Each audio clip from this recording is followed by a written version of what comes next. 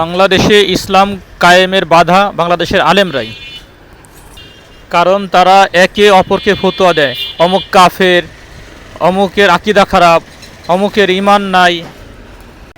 ফতোয়া দিয়ে দিয়ে বাংলাদেশের মুসলমানদেরকে টুকরো টুকরো করে ফেলতেছে।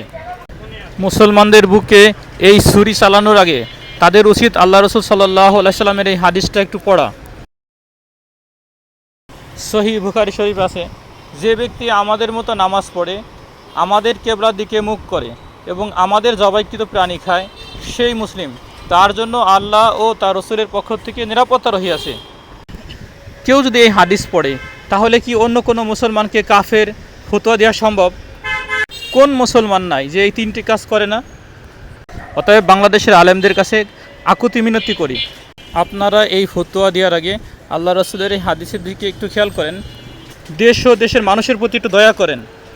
আমরা আর এইভাবে টুকরো টুকরো হয়ে আমাদের অস্তিত্ব বিলীন করতে চাই না। আল্লাহ তাআলা আমাদের সমস্ত মুসলমানদেরকে এক হওয়ার তৌফিক দান করেন।